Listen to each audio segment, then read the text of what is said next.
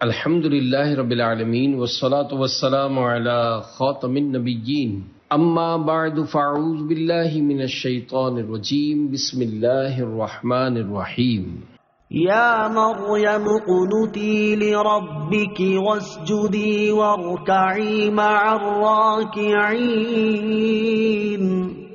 ترجمہ: اے مریم اپنے رب کی فرما برداری کرو اور اس کی بارگاہ میں سجدہ کرو اور رکوع والوں کے ساتھ رکوع کرو۔ یا مریم اقنتی لربک، اے مریم اپنے رب کی فرما برداری کرو۔ قنوت کے معنی فرما برداری کرنا بھی ہوتا ہے اور ادب سے کھڑا ہونا بھی۔ جب فرشتوں نے آپ رضی اللہ تعالی عنہا کو آیت میں مذکور حکم سنایا تو حضرت مریم رضی اللہ تعالی عنہا نے اتنا طویل قیام کیا کہ آپ کے قدم مبارک پر ورم آ گیا اور پاؤں پھٹ کر خون جاری ہو گیا۔ ذالک من انباء الغیب نوحیہ الیک وما كنت لديهم اذ يلقون اقلامهم ايهم يكفل مريم وما كنت لديهم اذ يختصمون۔ ترجمہ: یہ غیب کی خبریں ہیں جو ہم خفیہ طور پر تمہیں بتاتے ہیں، اور تم ان کے پاس موجود نہ تھے جب وہ اپنی کلموں سے قرعہ ڈالتے تھے کہ ان میں سے کون مریم کی پرورش کرے گا، اور تم ان کے پاس نہ تھے جب وہ جھگڑ رہے تھے۔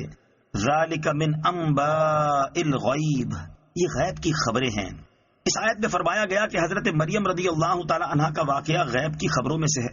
اس سے معلوم ہوا کہ اللہ تعالیٰ نے اپنے حبیب علیہ الصلوۃ والسلام کو غیب کے علوم عطا فرمائے ہیں۔ تمام انبیاء علیہ الصلوۃ والسلام کے واقعات جو قرآن و حدیث میں آئے سب غیب کی خبریں ہیں۔ اذ یلقون اقلامہم، جب وہ اپنی قلموں سے قرعہ ڈال رہے تھے۔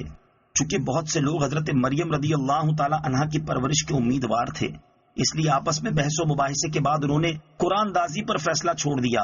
چنانچہ جن کلموں سے تورات لکھا کرتے تھے ان کے ذریعے قرآن دازی کی، اور طے یہ پایا کہ ہر کوئی اپنا قلم پانی میں رکھے۔ جس کا قلم پانی کے بہاؤ کی الٹی طرف بہنا شروع کر دے وہ کفالت کا حقدار ہوگا۔ سب نے اپنی اپنی قلم پانی میں ڈالی تو حضرت زکریا علیہ الصلوۃ والسلام کا قلم الٹی طرف بہنا شروع ہو گیا۔ اس طرح حضرت مریم رضی اللہ تعالی عنہا آپ کی کفالت میں آ گئیں۔ قرآن دازی کے ذریعے فیصلہ کرنا، اس سے معلوم ہوا کہ عام معاملات میں قرآن دازی سے بھی فیصلہ کیا جا سکتا ہے۔ جیسے تاجدار رسالت صلی اللہ تعالی علیہ وسلم سفر میں ساتھ لے جانے کے لیے ازواج مطہرات کے درمیان قرآن دازی فرمایا کرتے تھے۔ اذ قالت الملائکۃ یا مریم ان اللہ یبشرک بکلمہ یا مریم ان اللہ یبشرک بکلمۃ منہ اسمہ المسیح عیسی ابن مریم وجیہا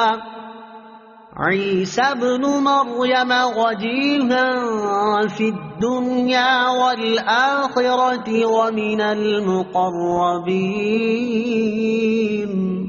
ترجمہ: اور یاد کرو جب فرشتوں نے مریم سے کہا اے مریم، اللہ تجھے اپنی طرف سے ایک خاص کلمے کی بشارت دیتا ہے جس کا نام مسیح عیسیٰ بن مریم ہوگا۔ وہ دنیا اور آخرت میں بڑی عزت والا ہوگا اور اللہ کے مقرب بندوں میں سے ہوگا۔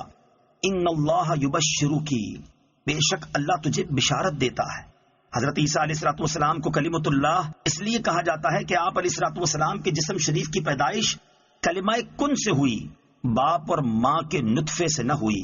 رب تعالیٰ فرماتا ہے ان مثل عیسی عند اللہ کمثل آدم خلقه من تراب ثم قال له كن فيكون۔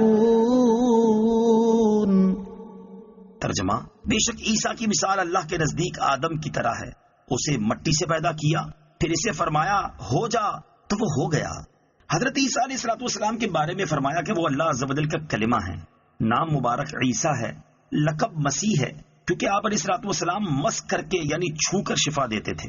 دنیا و آخرت میں عزت و وجاہت والے ہیں اور رب کریم عز و جل کے مقرب بندے ہیں۔